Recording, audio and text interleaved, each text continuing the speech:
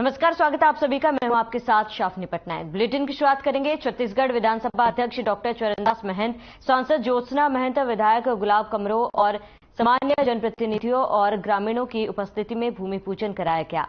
आपको बता दें कि केल्हारी में करोड़ों के विभिन्न विकास कार्यों का भूमि पूजन और लोकार्पण किया गया।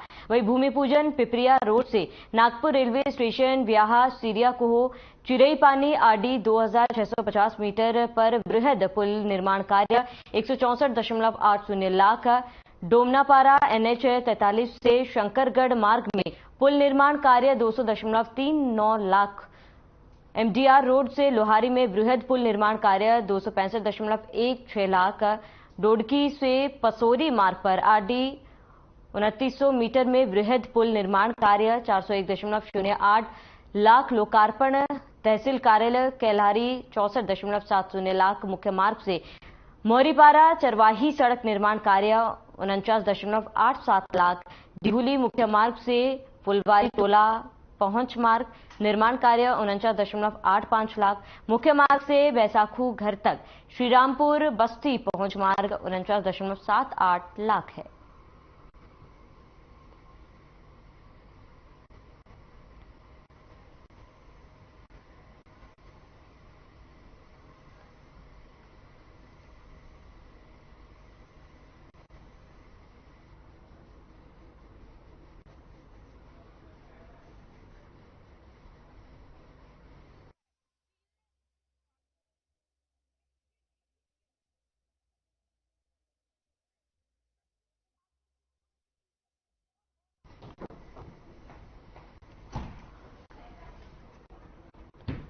तो प्रदेश में हाई स्कूल और हायर सेकेंडरी स्कूल परीक्षा के परिणाम घोषित हो गए हैं।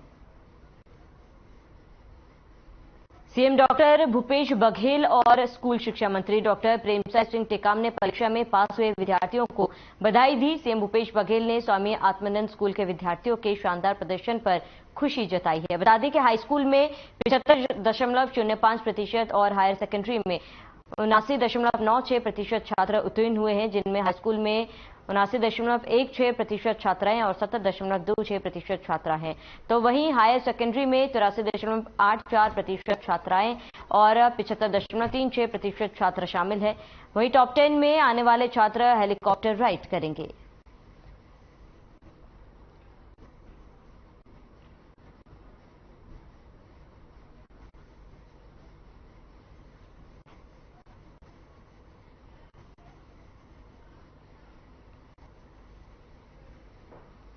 तो हाई स्कूल हायर सेकेंडरी छात्रों का रिजल्ट घोषित हो चुका है। सीएम भूपेश बघेल ने छात्रों को बधाई दी है।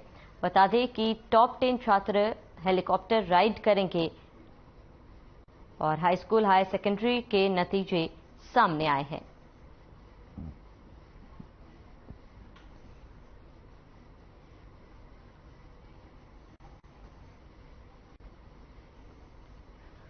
छत्तीसगढ़ विधानसभा के उपाध्यक्ष और केशकाल से विधायक संतराम नेताम का बयान सामने आया है, जिसमें उन्होंने एक तरफ देश में बढ़ती बेरोजगारी की बात कही, तो वहीं दूसरी तरफ प्रदेश में भूपेश सरकार की तरफ से किए जा रहे कामों को गिनवाया है। संतराम नेताम ने और क्या कुछ कहा, आपको सुनाते हैं।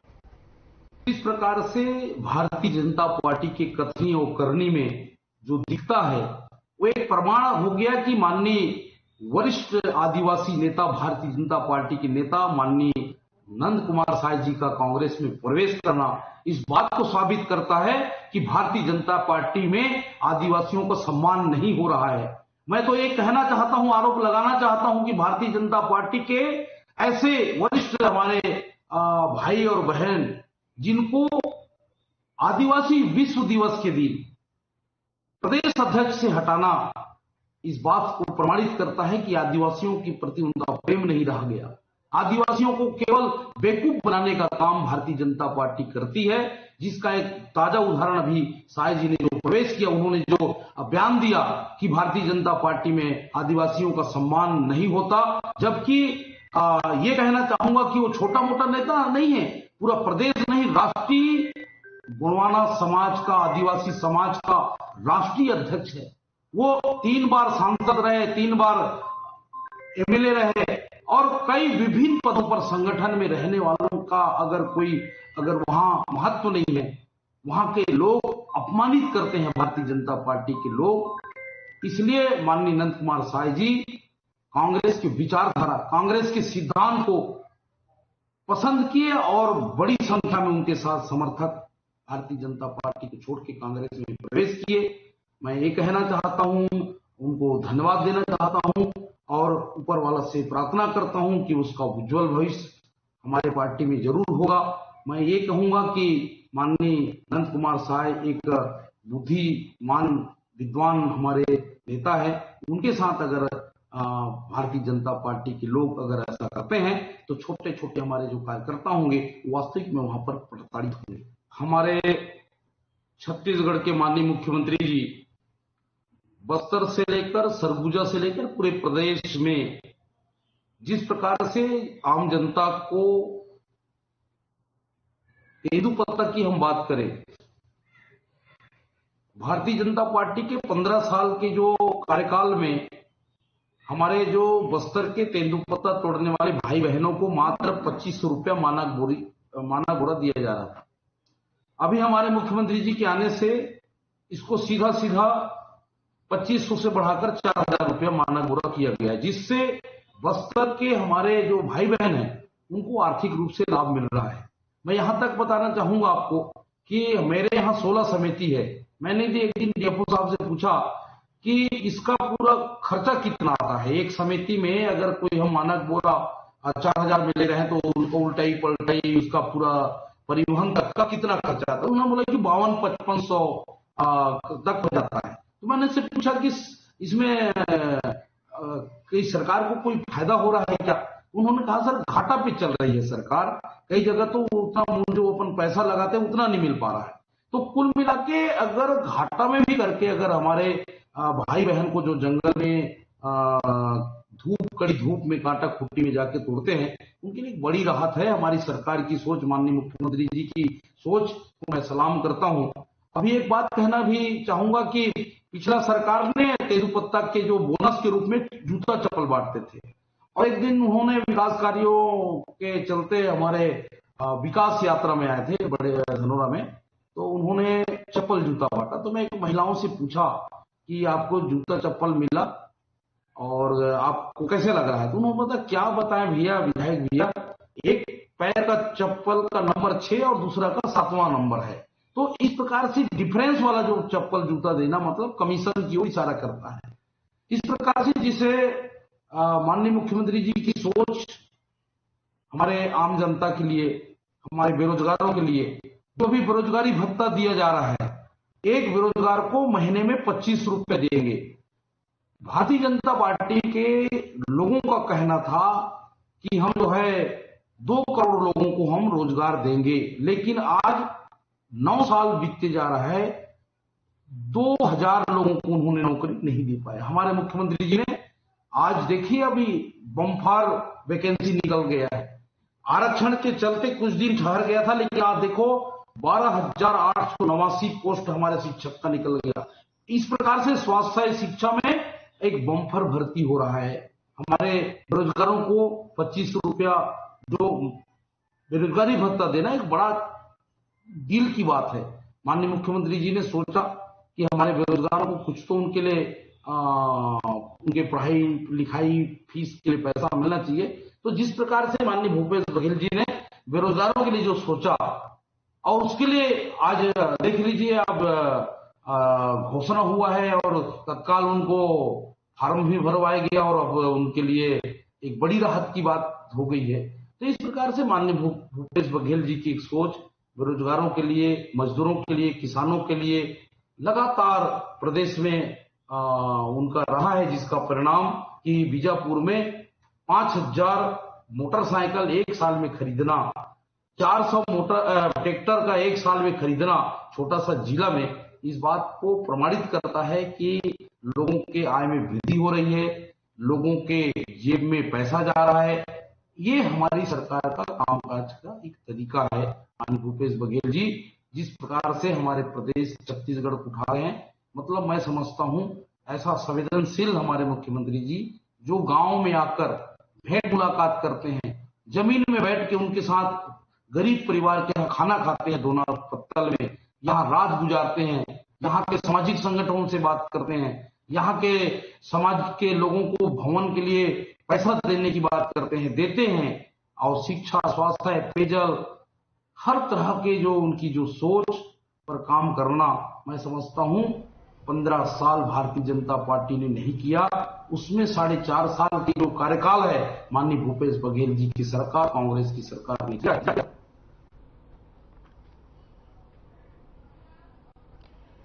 तो confession of all India traders की बिलासपुर इकाई ने सांसद अरुण साव को अपनी परेशानियां सुनाई। अवसर था एक संवाद। पहले सांसद अरुण साव ने अपनी बात रखी, फिर उनके सामने सवालों को रखा गया। प्रत्येक समस्या के उचित हल और समाधान का आश्वासन दिया और आश्वस्त किया कि सरकार बदलते ही हालात बदल जाएंगे। वहीं कैंप से संबंधित पदाधिकारियों और सदस्यों ने अपने विचार व्यक्त किए। ये कार्यक्रम है व्यापारियों की समस्या के लिए, जो कि बिलासपुर के हर व्यापारियों की कुछ न कुछ समस्या बनी हुई है। अब वो समस्या को निपटाने के लिए कोई ना कोई को आगे आना पड़ेगा। इसके नाम से हमारी जो कैड है वो बिलासपुर की समस्या को लेकर आगे आएगी। व्यापारियों की कोई भी समस्या होती है, या तो फिर सड़कें प्लस सड़क चौड़ी नहीं है, लाइट नहीं है, ये मेन समस्या होती है। क्योंकि जब भी देखो कोई भी चीज़ होती है रात के 10 बजे के बाद कोई लेडीज निकलने के तैयार है क्योंकि लाइट नहीं है, कोई आदमी स्कूटर में जाते बोले गड्ढे हैं, और इस गड्ढे के कारण कई बार एक्सीडेंट भी होते जा रहे हैं। व्यापार किस चीज से विकसित होता है?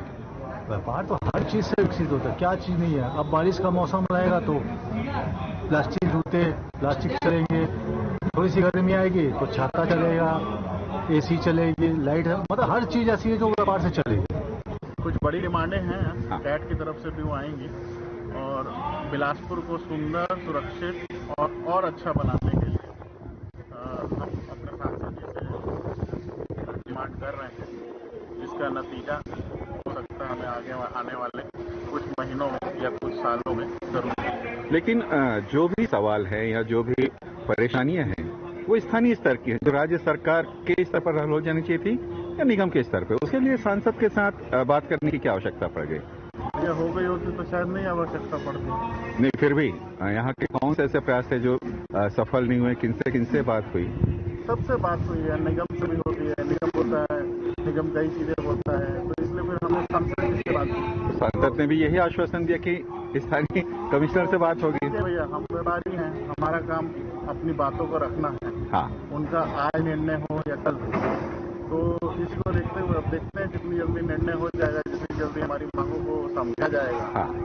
और ज्यादातर मांगे हमारी अपनी नहीं है। हाँ। तो शहर की मांग, शहर को कैसे बेटर जगह बनाई जाए, ये तो है कि व्यापारी भी शहर का नागरिक है और जो नागरिक तो है ही है। एक लंबा समय निकल के संवाद बहुत पहले हो जाना चाहिए था।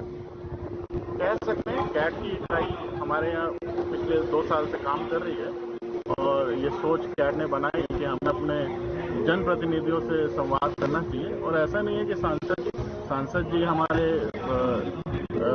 मेंबर ऑफ पार्लियामेंट है, इसके बाद हम निगम के पास भी जा रहे हैं और हमारे यहाँ के जो विधायक जी हैं उनके पास भी जा रहे हैं।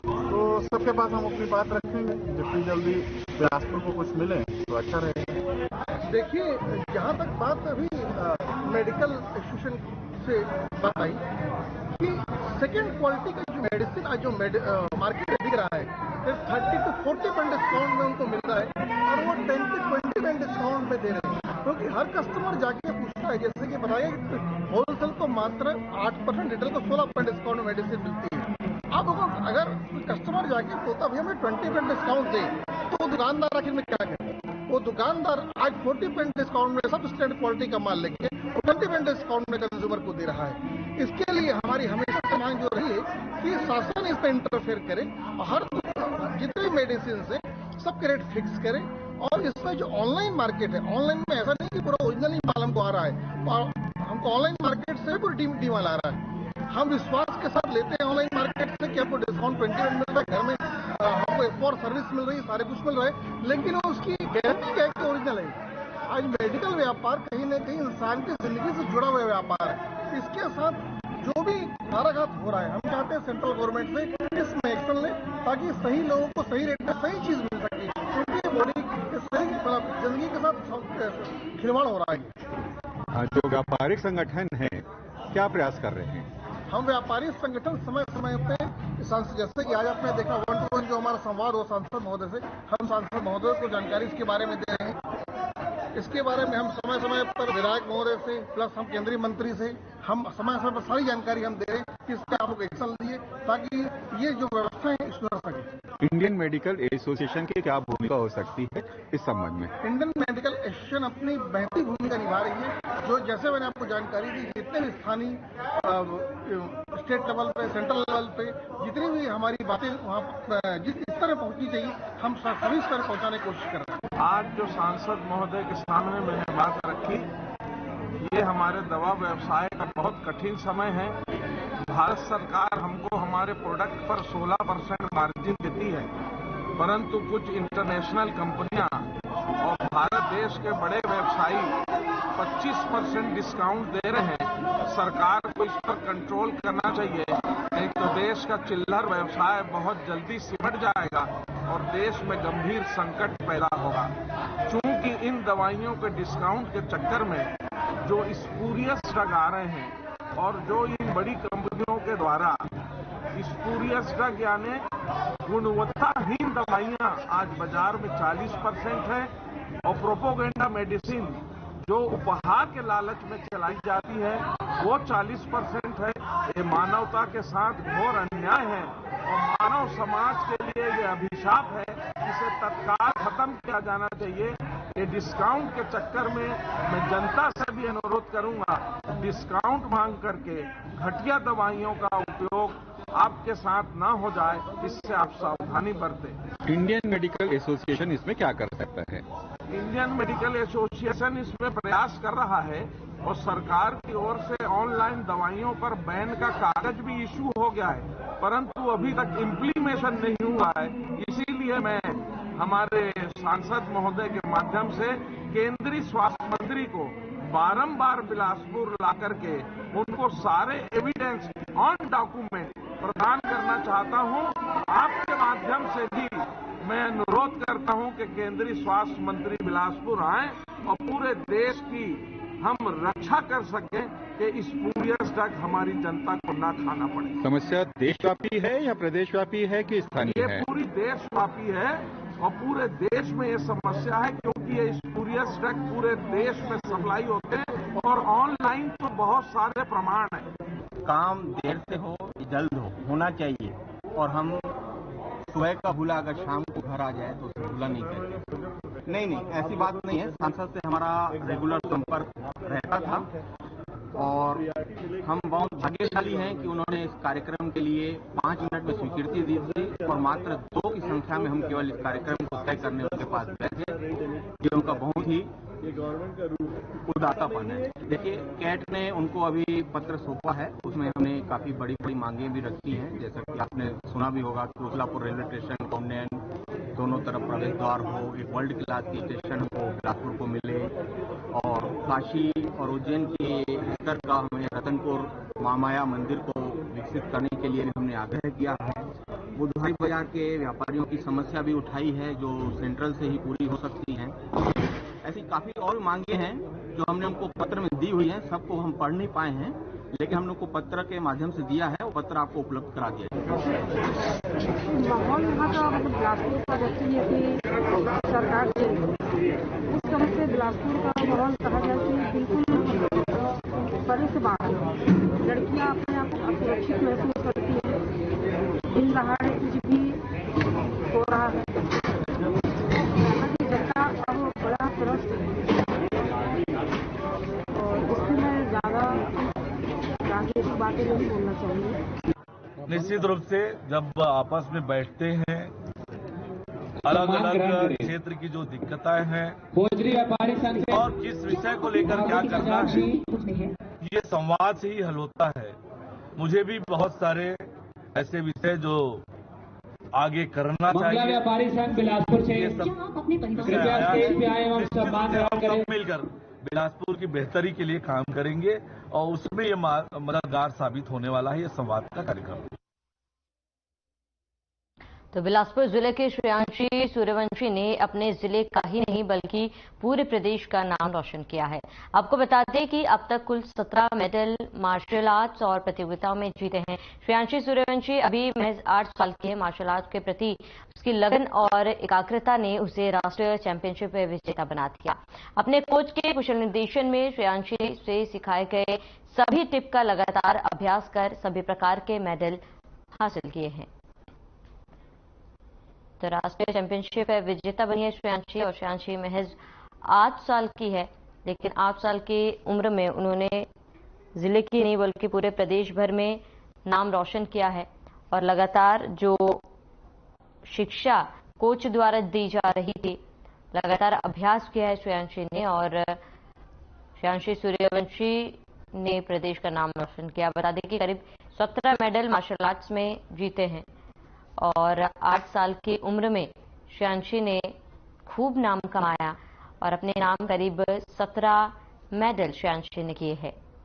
तो बिलासपुर के रहने वाली है श्रेयांशी और 17 मेडल जीतकर राष्ट्रीय चैंपियनशिप विजेता बनी है श्रेयांशी। और आपको बता दें कि श्रेयांशी ने महज 8 साल की उम्र में अपनी मेहनत एकाग्रता और लगन से ये खिताब जीता है।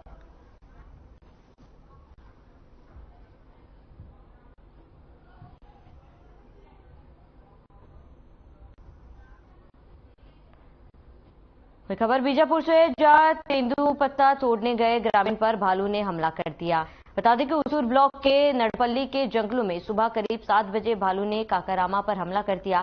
हमले में ग्रामीण बुरी तरह से घायल हो गए, जिसमें इलाज के लिए उसूर अस्पताल ले जाया गया। इसके पहले भी पोलमपल्ली में तेंदुपत्ता फड़ में बिजली गिरने से एक की मौत और 20 घायल हो चुके हैं। भालू ने ग्रामीणों पर हमला कर दिया है और हमले में काकारामा बुरी तरीके से घायल हो गए और उन्हें इलाज के लिए अस्पताल में भर्ती कराया गया।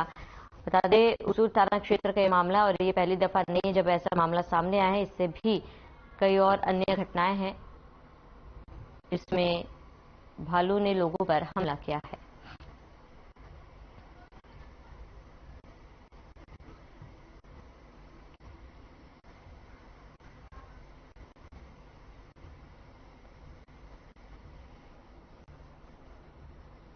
तो छत्तीसगढ़ विधानसभा अध्यक्ष डॉक्टर चरणदास महंत, सांसद ज्योत्सना महंत, विधायक गुलाब कमरो और सामान्य जनप्रतिनिधियों और ग्रामीणों की गरिमामय उपस्थिति में केल्हारी में करोड़ों के विभिन्न विकास कार्यों का भूमि पूजन और लोकार्पण किया गया। इस दौरान जिले के लोगों को पुल निर्माण, सड़क निर्माण, मुख्य मार्ग जैसी कई सौगात मिली है। विकास कार्यों का लोकार्पण किया गया और मौके पर विधानसभा अध्यक्ष भी मौजूद रहे। पुल निर्माण जैसे कई कार्यों का लोकार्पण और शिलान्यास किया गया। वहीं छत्तीसगढ़ विधानसभा चुनाव को लेकर सभी राजनीतिक पार्टियां सक्रिय हो गई है। जैसे जैसे चुनाव नजदीक आते जा रहे हैं वैसे वैसे सभी पार्टियां भी सक्रिय होती जा रही है, जिसको लेकर हमारे संवाददाता श्रीचंद मखीचा ने बिलासपुर जिले में आम आदमी पार्टी के पदाधिकारियों से खास बातचीत की। मैं सब जानती हूँ कि हमारी आम आदमी पार्टी अरविंद केजरीवाल जी को जो लांछन बार पर लगाया जा रहा है बीजेपी के लोग जो हैं, तो युवाओं को पूरा पता है कि कौन क्या है, कौन ईमानदार है और कौन भ्रष्टाचार है। और आज छत्तीसगढ़ में हर युवा एक बदलाव की मूड में है, जो कि आने वाले वक्त में आपको दिख जाएगा। युवाओं के लिए क्या नीति है पार्टी की, क्योंकि न तो दिल्ली में पार्टी ने कुछ घोषणा की, न पंजाब में। यहाँ जो है अभी घोषणा हुआ, हमारे जो शीर्ष नेता है नेतृत्व कर रहे हैं वो घोषणा करेंगे युवाओं के लिए और हम अच्छा रोजगार भी उपलब्ध कराएंगे अपने युवाओं के लिए, क्योंकि आज 4 साल कंप्लीट हो चुका है, 5वां साल होने वाला है। अंग्रेज जो पार्टी यहाँ सरकार बना के है जो आज तक युवाओं को रोजगार नहीं दे सका, साथ साथ जो 25 जो वादा किए थे हम 2500 बेरोजगार भत्ता देंगे करके, वो भत्ता को भी लागू नहीं कर पाया है। हम दूसरे सरकार की बात नहीं कर रहे हैं। आपकी सरकार ने युवाओं को जोड़ने के लिए कुछ भी नहीं किया, जो संगठन ही नहीं यहाँ पर, कैसे सरकार बनाने का दावा कर रही है पार्टी? संगठन का निर्माण हुआ है। कब हुआ? अभी 1-2 महीना पहले निर्माण चालू हुआ है कंप्लीट हमारा। अभी 1200 हमारा संगठन में पदाधिकारी हैं और आगे हम कंटिन्यू संगठन निर्माण के लिए हम दौड़ भी रहे हैं और युवाओं के साथ आने के लिए हम मेहनत कर रहे हैं। न तो आपके पास कार्यकर्ता हैं, न मुद्दे हैं, अब हम सरकार बना देंगे। हमारे पास अभी 6 लाख कार्यकर्ता हैं। अभी हम बनाए जो कार्यकर्ता जो अभी मिसाल के माध्यम से जोड़े हुए कार्यकर्ता बनाए हैं, तो 6 लाख हमारे पास कार्यकर्ता हैं, वो आगे जाकर हमारा 6 लाख जो है 6 करोड़ में बदल जाएगा। कैसे? लगातार जो हम काम कर रहे हैं, जैसे केजरीवाल जी के जो दिल्ली में जो मॉडल है, कौन सा काम कर रहे हैं? दिल्ली में जो हमारी रोजगार, छत्तीसगढ़ की बात करो। छत्तीसगढ़ से दिल्ली से जो काम है उसको हम बताकर यहाँ हम अपना संगठन मजबूत करेंगे और युवाओं को भरोसा दिलाएंगे। जी, महिलाओं की स्थिति तो उतनी अच्छी नहीं है। महिलाएं यहाँ खुल के काम नहीं कर पाती है, खुल के बाहर निकल नहीं पाई है वो। और सबसे बड़ी दुखद बात ये है कि उन लोग के मन में एक मनसा बैठ गई है कि उन्हें कुछ पैसे दे दिया जाए तब हम बाहर निकल के काम करेंगे या किसी के लिए प्रोटेस्ट करेंगे। ये वो अपना मूलभूत सुविधाएं को समझ नहीं पा रही है क्योंकि कांग्रेस भाजपा ने उनको दी नहीं है। उन्होंने बस खरीदने का काम किया, 200 रुपया दे दिया, बिछिया दे दिया, साड़ी दे दिया। उसके बाद उन्होंने बोल दिया कि आज यहाँ चलना है, वहाँ चलना है, वहाँ वो चले गए। और उसके बाद से फिर जब अभी कोरोना काल में उनके पास राशन नहीं था, किसी ने पूछने तक नहीं गया, कितने लोग मरे उसके लिए भी उन्होंने पूछने तक नहीं गया। तो हमारी महिलाओं को ये समझना चाहिए कि 200 रुपये से, साड़ी से, बिछिया से ये सब कुछ नहीं होता है। तो हम अभी जगह जगह जाकर लोगों को यही बता रहे हैं कि आप सही सरकार चुनें और सही सरकार बनाएं। अभी आपने कहा कि भारतीय जनता पार्टी कांग्रेस ने यहाँ की महिलाओं को पैसे दे दे करके उसकी मानसिकता को बदल दिया। कैसे इस चीज को तोड़ेंगी आप? नहीं, तोड़ना तो पड़ेगा हमको, उनको बार बार समझाना पड़ेगा कि जब वो बाहर निकलती हैं, समाज में जाती हैं, उनके साथ में जो परेशानियां बीत रही हैं, आए दिन कभी रेप हो रहा है, वो किसी तरीके से सुरक्षित नहीं है। तो उनको ये चीज़ समझाना पड़ेगा। जैसे हमारे दिल्ली में अभी महिलाओं के लिए बसेस किए गए हैं, उसके बाद फिर उनकी सेफ्टी का पूरा ध्यान रखा गया। ये सब चीज़ मुझे तो चलिए इसी के साथ इस बुलेटिन में फिलहाल मेरे साथ इतने हैं। देश और दुनिया की तमाम बड़ी खबरों के लिए बने रहे हमारे साथ।